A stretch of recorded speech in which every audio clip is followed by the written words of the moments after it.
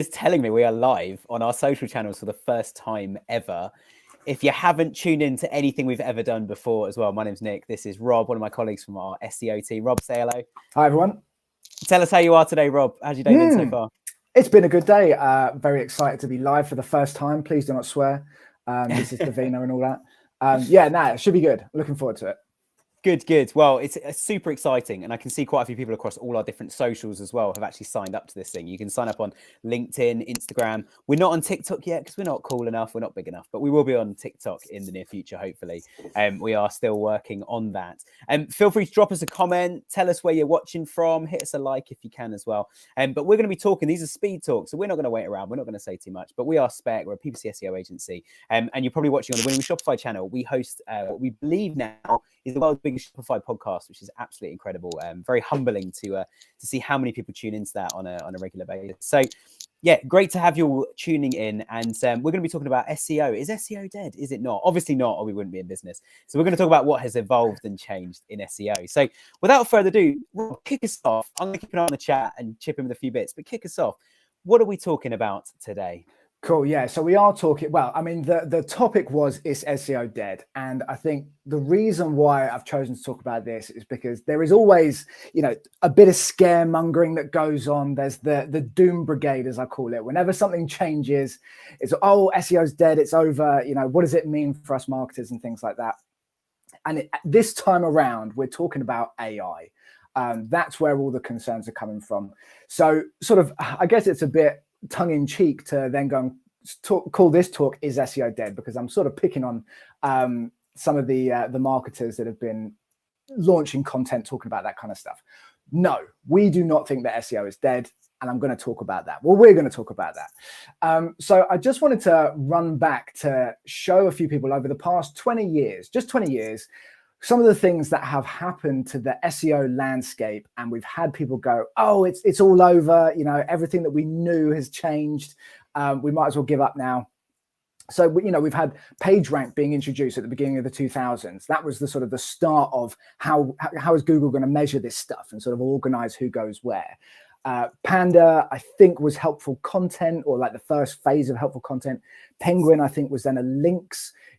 Anyone that was putting out bad links. I mean, Nick, you'll know, you were around during these days. This was a bit before my SEO time. I'm older than I look. Yeah.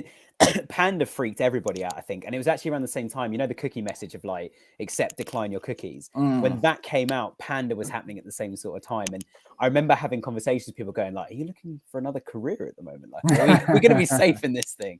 Fortunately, we obviously have been, we're still here. But it was quite a scary time, I think. Just, it was a lot going on. Certainly a lot going on there. Yeah. And I think spoiler alert, kind of like the heading of, the summary of today's talk of like the kind of the bits I want to point on is that if you're doing SEO properly, you're going to be fine. And don't listen to all of this scaremongering. Obviously, things are going to change, as they have done with all of these previous. Some of them are algorithm updates. Some of them are just sort of new focuses for Google. They've all been pushing towards the same thing, user-centric, making sure the end user is getting the best experience. So if you're doing SEO with that in mind, which you should be, not doing SEO for Google, although that's a bit of a, catch-22, because if you're doing it for Google, you are doing it for the user anyway, because that's what Google wants. You're going to be fine. But obviously you want to know, as much as you possibly can. And, there isn't a huge amount of resource about exactly what's happening with AI or what's going to happen anyway. So we've got to try and take, look at what's going on and try and make a sort of an assumption, I guess, based on the information that we have so far. So these are some of my considerations, how the search space will adapt for AI. So those of you who sort of know a bit of what's going on, sort of AI assisted search is about to take a big step forward. It's going to be more than just sort of semantic text and so, oh, this word's kind of similar to this word. Agents will be able to understand content. They will be able to watch a video or understand the context of an infographic and put it into context of a search. So obviously, if the agent is doing these far more complex sort of scrapes and gathering this information based on far more complex searches, then my first consideration is, well, how's it going to display this information? Sorry, no, That's my second. No, that is the first one. Cool. Search results will be far more accurate and precise. So the idea being that if you're looking for, I'm going to just call on something, say I wanted a pushchair. So at the moment we go onto Google and we type in pushchair into the search bar. We're going to get some results based on keywords, content, reviews, the usual stuff.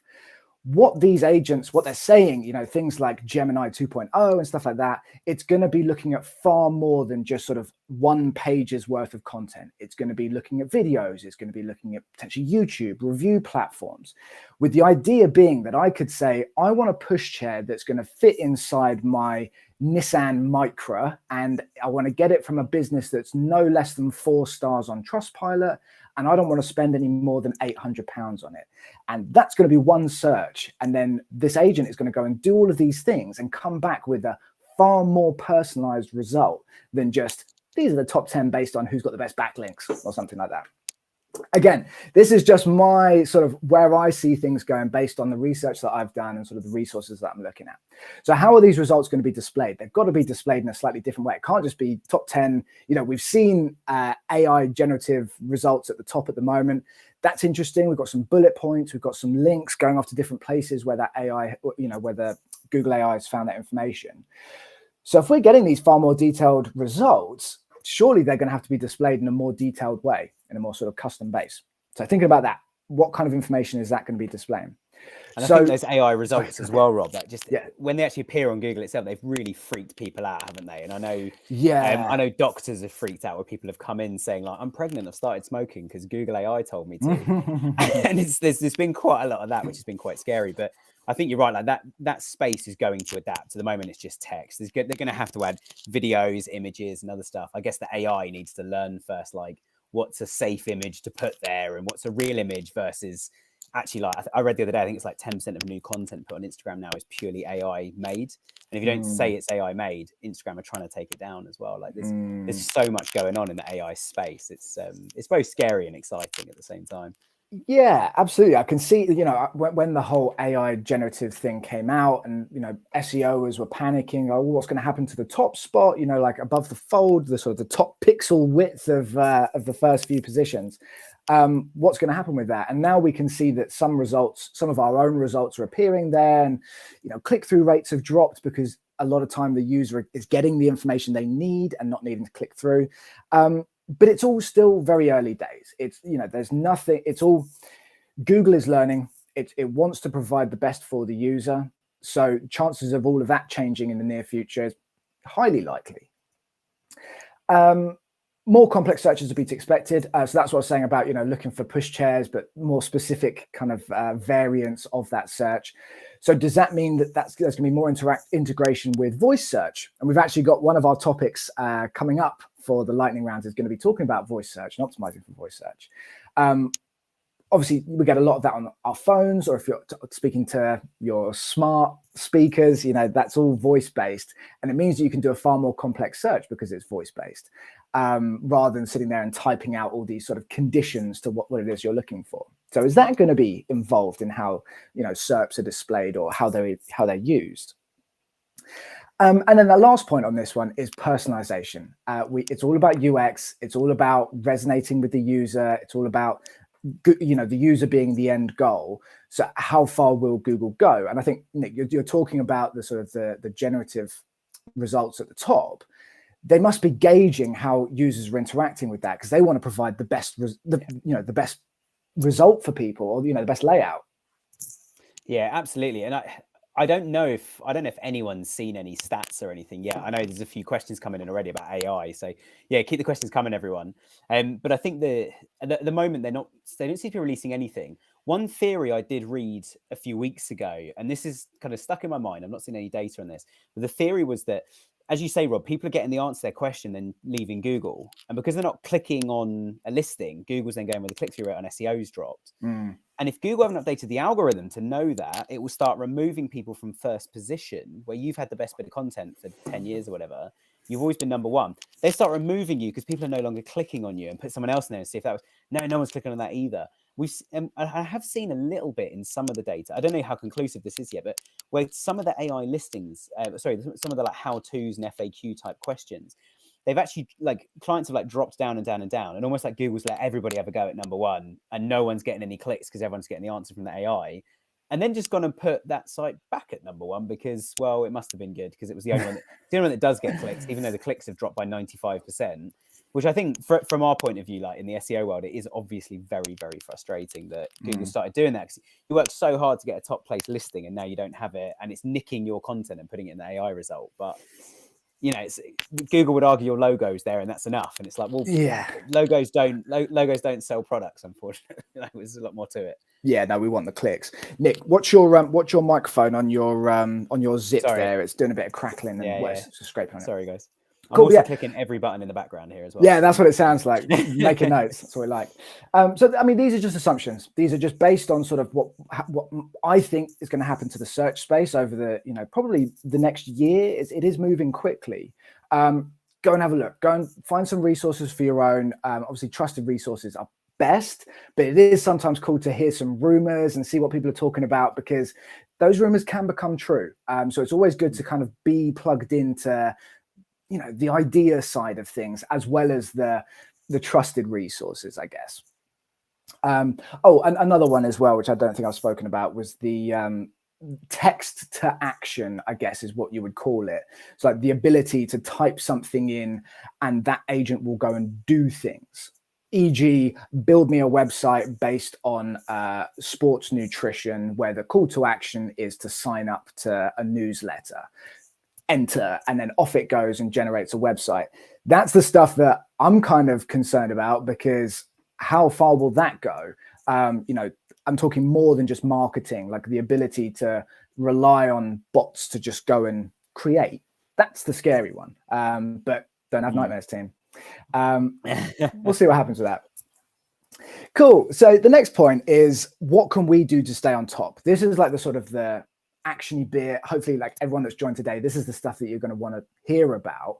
And I think, again, based on the information that we know, what can we do to like sort of be ready for when that all happens? So based on what I've just said about how the agents are going to be looking at far more different types of content and sort of looking in multiple places to generate a result, and different types of media as well, that then ticks the box to say, right, well, we need to make sure we are there and ready with all different types of media, updated, helpful, in the right place, optimized, I guess would be the word. So that is things like videos, infographics, user-generated content. I put referral appearances. I kind of mean like appearing on other sites. So it's kind of like backlinks, but what kind of content, not just a link back to you. Are you appearing on other websites in the form of a video? Are you appearing in the form of an image or a podcast or something like that? Where is your how far is your content spread? That would be my opinion, that if your content is varied and it's out there, then when an agent comes looking for stuff, it's going to find you and it's going to see you as an authority in the space, I guess. Yeah. And content as well, just to add quickly, like it's so expensive. Like I think we all know how expensive content is, whether you're paying a content writer to write something, even someone internally, and then the rest of your team to say, oh, it's good, but it's not factually correct when he's changed this, it's not on tone of voice, and everyone argues about what tone of voice really is. And then you're like, oh, all right, that's text, let's get some images, let's get some videos. It gets really expensive really quickly. So I think with content especially, we often say to businesses, like, pick your battles, and if you can try and put some sort of monetary value on what it's really worth, that also is really good. We're talking with a brand, and he might actually be listening. So Simon, if you're there, hello. But Rob and I were saying to Simon yesterday, like, you sell a product that humans use, and it's designed for comfort, and there's not a single human in any of your imagery. And he kind of went, I can't not hear that now. Like, we definitely need to do that and show humans enjoying our product, because that's what sells. But yeah, just to make the point, content can be really expensive. So like, don't get too much of it if it's going to drain the bank when you could be spending pennies on something more effective at this stage. But also, when you do create content, like, do your planning and make it really, really good. Like, do your research as to what people really engage with, and then create that. Because if you're just chucking stuff out all the time, there's a bit of that. Is our first live stream. We're chucking something out. So and actually, the numbers look incredible in terms of how many people are tuning in, and we've got questions queuing up already. So, but yeah, just be really cautious with content, because otherwise you're going to waste so much money having a great time and actually achieve very little. And I think also making the most out of that content as well. So, you know, that sort of waterfall, we've got a video, we've got a budget for a video. Okay, what else can we get out of that video? Can we make some short form content? Can we make a blog? Can we, you know, extract the audio and make maybe a podcast, I don't know, or an audio book or an audio guide or something like that. Just trying to get the most out of that content in different media types. And that kind of leads on quite nicely to the next one, the short form content as well. We've seen YouTube push heavily the, Nick, you'll know what they're called, so you do them all the time. It's shorts, isn't it? YouTube shorts? Shorts, yeah. I always get them wrong. It's not Reels or Instagram. It's shorts on YouTube. That's it. Yeah, exactly. And then Reels on Instagram. That the idea of short form content, it's easily absorbed. It's snappy. It's quick. You can get in what you need and then move on to the next one. Swipe to the next one. And I would have thought that comes from user testing. That all of the data that Google looks through Google Chrome, or, you know, access to YouTube and things like that, that it can see that users like I mean, we know in our apps that it says, like, if you want to post a good video, it needs to be less than 30 seconds. That's your engagement window or whatever. So that short form content, Google already knows is good stuff. So probably producing more of that. Also gives you the idea that if an agent or, you know, a crawl bot is going to go out and look for stuff, if it needs to digest information, I don't know how it's doing that. Surely it's got to watch the video. Is it speeding it up to 3x the speed so that it can understand what's in that video? Or maybe it's going to be far easier for it to understand a 30-second video than it is a 2-hour video, or at least be able to pull that result back quickly if it's new content. So for ease of scraping, you know, the generative overview thing at the top, the AI thing, that's also said quick question and answers is helpful for it to generate its sort of the response that it gives. Similar to the FAQ schema that we used to have back in the day, that would get pulled through at the top as a quick answer, I think it was called, or the people also ask bit. So as well as, in addition to having the long form content, your blogs with all of your different bits on it, have you got some short form versions as well? Because again, it's that variety of content types. I mean, you do that, Nick, don't you, with your podcast stuff? You break it down into all sorts of shapes and sizes. We do, yeah. So Sophie and Josh, who edit it, they break up into anything they think is going to be a really good clip. And what they do is they actually watch. And I guess the advantage we've got is we produce an hour of content every week. So there's a lot of content to look back, but they look at the analytics and go, okay, there's a high engagement there. What are we talking about? And start to build a profile of like, okay, our listeners like this, they don't like this. And so then when we try and sometimes when we say, like, you know, make more money, sometimes it really resonates with people, go like, yeah, I want to make more money on my Shopify store. And other times they hear that and go like, oh, another person promising billions for no work. Like, you know, just download this iPhone app, play it for 10 minutes a day. You'll become a billionaire. It's guaranteed. Of course it's not. And so I think the short form content, and as you say, reusing it, I think the analytics needs to do the talking on it. Absolutely. And the more you can engage with customers on it, which I know is your next point as well about reviews, you know, if all your customers are saying how fantastic your delivery is, we'll do a day in the life of a delivery driver of your e-commerce store. Like, you know, go with a product and just film it very, very, even on a phone. It's amazing to go like, all right, someone's ordered a product. What actually happens when a product leaves the warehouse? Like, I've seen a few videos of that. It's fascinating following it, like, oh, you know, on an overnight DHL plane, it lands at Edinburgh and it's like, right, we're at Edinburgh, we're getting in the van and follow it.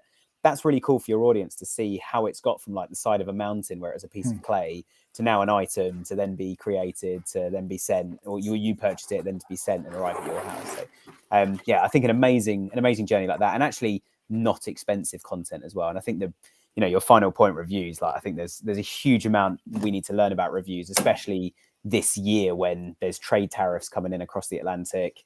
Here in the UK, like everything's looking a bit bleak. People have got less money. You've got to listen to your customers now. You have to listen to them. And if you don't listen to them, they're just not going to be buying from you, and you might as well just give up. Unfortunately, it's yeah, it's going to be a tough year. I think a really tough year. Yeah, I think that's really interesting. We're like kind of using the reviews as a form of content and sort of like reusing it as like kind of like user generated content. But again, it's making the most out of that content. You're building trust with the customer. You're potentially pushing your reviews as well. If you've got, you know, positive reviews there, or even encouraging users to leave a review because they might get picked up in some of your content. And it almost becomes a, you know, a spotlight of your customers. They go, oh, I'm going to leave a review because they do these really funny videos on people that leave reviews. Great. Cool. That's more sort of community based. It's like kind of building that trust with your customer. And the reason why it's in this list is it's going to be part of how any sort of AI generated result, it's going to be looking at reviews. It's going to be looking at things like Trustpilot. It's going to be looking at Google reviews, all of that stuff. So the last point on this, isn't that what we're doing anyway? Yeah. And this is the whole point of the SEO isn't dead.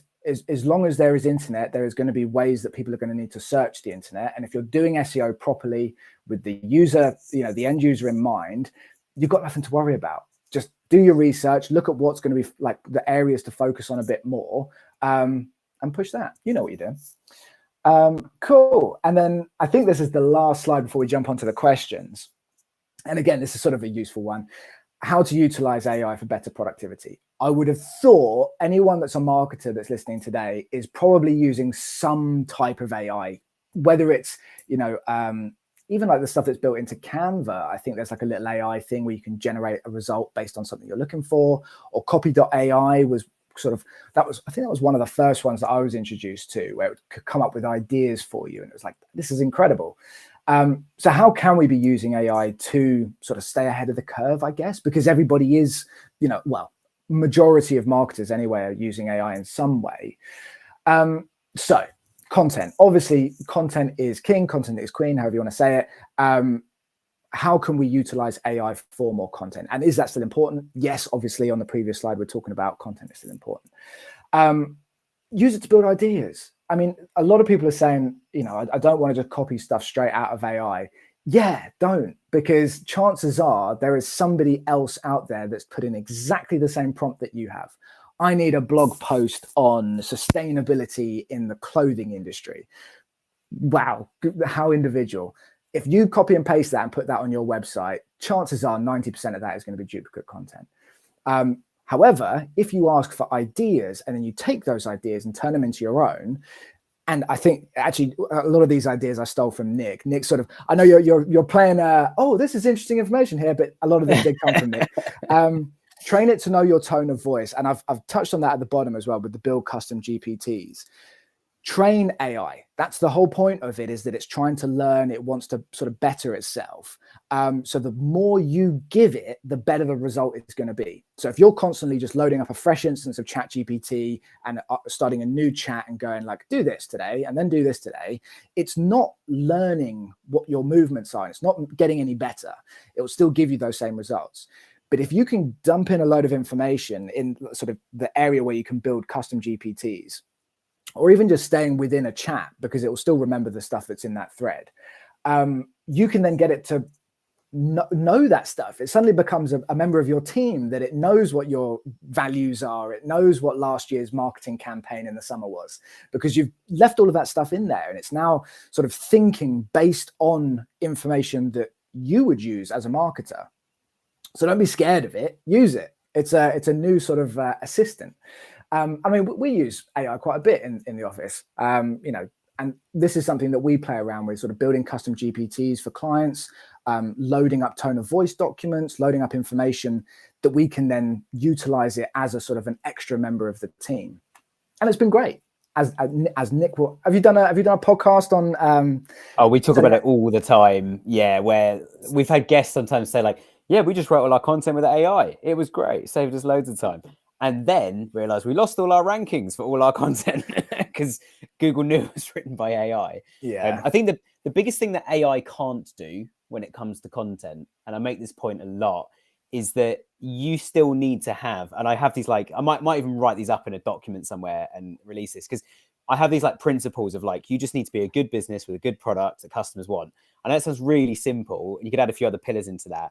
But if you've got that bit, you're not saying to the AI, write me a blog post about frisbees because I sell frisbees. You're actually saying to the AI, like, write me a podcast about frisbees that are made from recycled plastic from water bottles. Because we all know water bottles are one of the worst things getting thrown into the environment at the moment, or getting thrown into the sea and affecting the environment. So I think the more you can give the AI as here's something we've done as a business, the better the content you're obviously going to get from it.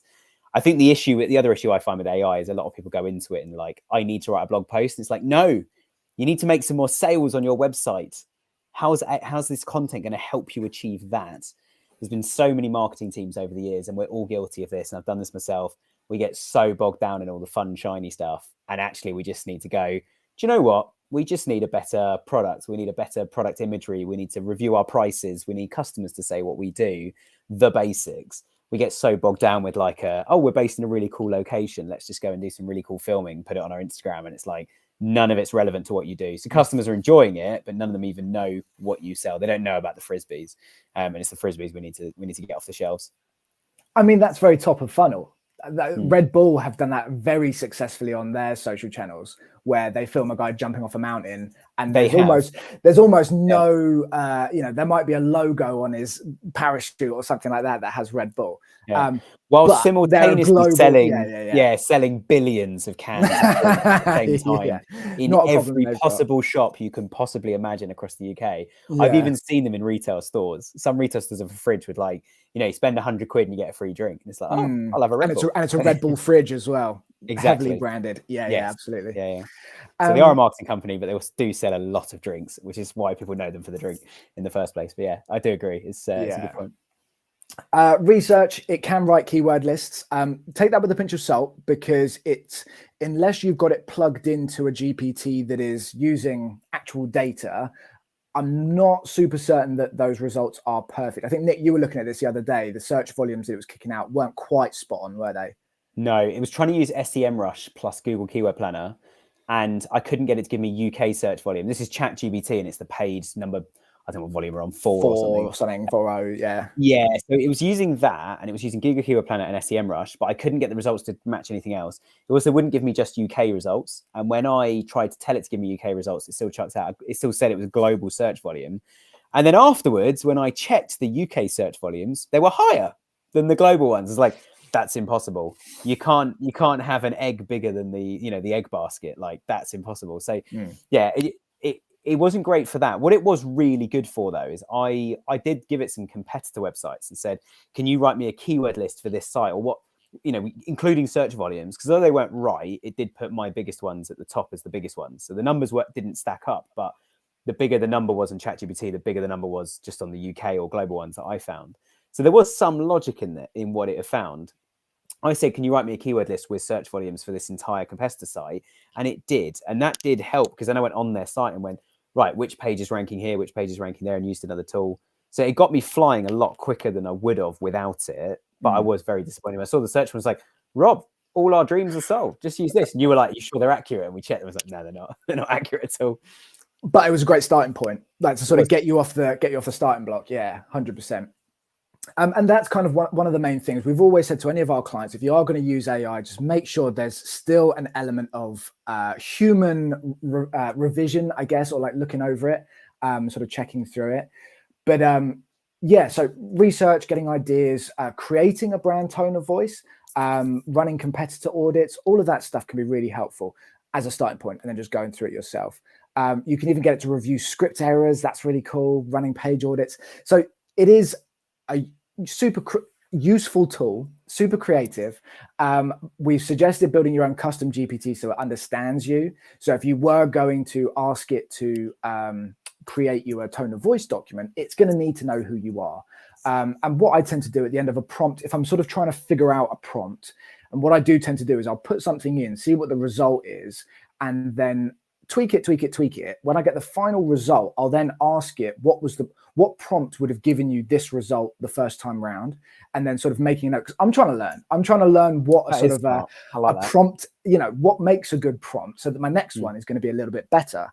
And it's the same thing with, if you wanted it to tell you a tone of voice document, I would say, ask me any questions you need to get the best result. I think a lot of people have said this already, which is a great thing to do, because it'll go, okay, here's 10 things I need to know before I can churn you out a tone of voice document. What are your values? Who's your target audience? All of that kind of stuff. And you literally just go like, oh, my target audience is this. And then it goes, cool, here you go. Here's a tone of voice document. Again, it will need tweaking. It won't be perfect the first time around. And I think that is it. I'm super zooming through, trying to keep it lightning to the end. We have got a few questions, so let's go through these. So, Emily, with AI generated content, is traditional keyword research still relevant? I think we kind of covered that towards the end, actually. Did ask this 20 minutes ago, Emily, but anything else to add on that, Rob? Or I feel like we covered it in quite a good amount of detail at the end, but obviously Emily wouldn't have known we were going to cover that in advance. But yeah, I mean, like I would always do the old school research. Again, going back to anyone that's doing SEO properly, don't just suddenly change everything you're doing, because those tried and tested practices have been working for years. So do keep up all of those sort of, the core values of SEO, like keyword research, who's my target audience, what they're looking for. Start with that. Yeah. Or maybe in conjunction with a bit of ChatGPT, what do you think ChatGPT or AI, my keywords should be? And then taking those and doing a bit of manual stuff as well. Absolutely. I like that. And we've got a question from Michael. You mentioned about algorithm updates. I've definitely been hit by them, but I don't think I've not been following the rules at any point. Do you think Google is targeting people? Or do you think there's always a good incentive as to why they do an algorithm update? I mean, we could do a whole session on this. This is a big topic. I think they target people 100%. I think they target people based on the ones that are breaking the rules. And I think sometimes those that are following the rules get wrapped up in that anyway, not necessarily because you've actively done something wrong, but sometimes you just get swept up in the way the code has been working. It's hard though, isn't it? So like one of the ones, like Panda and Penguin, I always forget which way around there. One was content, one was backlinks. Yeah. When they initially did the links one and they did the disavow report, that, for example, like people genuinely believed, and there was no such thing as black hat and white hat at the time. This was what is now considered black hat SEO. It's the dark side. It's Voldemort's team and the Death Eaters, right? So what they were really bothered about is people just basically going, if I got 1 million links and you've got 2 million links, you will outrank me on that factor. And every link counts as a vote. Every keyword mentioned on the website counts as a vote. And if I got more or less votes than you in total, so if you've got 1 million keyword mentions, but I got 1 million links, we're evens right now. One of us just needs one more and bang, we're above. That's it. And it's always that thing. You just need to run faster than the other person that's also being chased by a bear. It's the analogy. But I think that they then released like the disavow report, which I've read so much about how they don't work anymore, the disavow reports. And that was an algorithm update. We've done like 3 or 4 internally recently, haven't we, Rob? And 1 or 2 have just done nothing, which has meant like, okay, we disavowed the links. It's not caused us any damage getting rid of them. And actually it's had no problem. But 2 of them that we did, 2 in particular, I think we're going to try and get some case studies on these. We've seen dramatic changes. Like we saw someone's domain authority lift by 5. That's out of 100. So that's 5% better. And to give you an idea, the UK government have an 89 out of 100 domain authority. To give you like some scale of, like where you want to be on this thing. And the only 99s are Google and YouTube. How funny. So like, it's interesting, I think, looking at stuff like that, where they've done an algorithm update. I'd be interested, Michael, if you want to reach out to us, team@spec.digital, like drop us an email. We'd love to have a look at it in a bit more detail, even just purely as a freebie, just to see what you think you were hit by, what we think was going on before. We'll give you a very honest answer if we do think you're breaking all the rules and why. It sounds like you're trying to do the right thing, but a lot of businesses have been hit by that. So, they feel like they've been hit by those things. And I spent probably best part of 6 months last year trying to dig a client out of what I thought was the helpful content. We've been hit by the helpful content thing, and like traffic just took a dive, but it was on a site where I thought we were providing helpful content. So sometimes it doesn't make sense. And that's why like it does need like a few different eyes on it and a few different approaches to try and get to the bottom of it and turn it around. Yeah. Awesome. All right. We've got time, I reckon, for one more from Jess. Do you think traditional SEO can ever match the level of relevance that AI-driven search can offer? So I'm guessing the search results is what Jess means here. Yeah. I mean, I do think that the results are going to be better. So if you really are providing, the 2 sides of it is you'll still need the SEO to generate the content in the first place, maybe with the help of AI, but there's got to be good strategy behind it. It's got to be content that's relevant to your customer base. That way, when your customer base looks for the thing they're looking for, AI will be able to go, you are the site that wants to be here at the top.